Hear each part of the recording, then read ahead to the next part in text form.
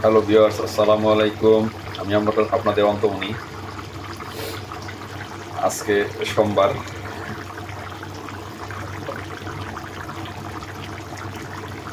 আমাদের বন্ধ, তার জন্য রান্না করতেছি। 2-3 দিনের রান্না করতেছি একবারে। খাসির মাংস দিয়ে আর কচু দিয়ে, সাদা কচুটা আছে, ওটা রান্না করতেছি।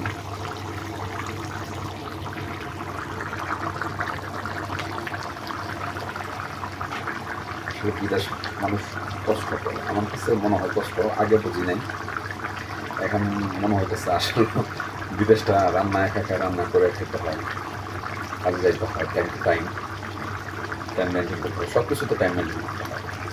দুপুরে লাঞ্চের 1 ঘন্টা টাইম মেনটেন করতে হয়, এবং সকালে দুপুরে যেতে হয়, রাত্রে আসতে হয়, গোসল রাত্রে, আবার খাওয়া দাওয়া খুব, আবার টাইম মেনটেন করে সব কিছু টাইমের ভিতরে চলে। আর বিদেশ সময় মানে খুব কষ্টকর, বাচ্চা কাচ্চা ছেলে মেয়ে, বউ বাচ্চা রেখে, মা বাবা রেখে, আত্মীয় স্বজন বন্ধু বান্ধব রেখে আসলে বিদেশ করাটা এত আগে বুঝি নাই, শুধু বলছি যে না, ব্যবসা বাণিজ্য ভালো লাগে না, পার্সোনালি ব্যবসা করতাম। আসলে পার্সোনালি ব্যবসা তো খুব বাকি বাকি বাকি বাকি দিতে হয়, আর খরচ তো প্রচুর হয়, সাংসারিক খরচ আছে, আদারওয়াইজ পার্সোনাল খরচ সব কিছু মিলে অ্যাডজাস্ট হয়।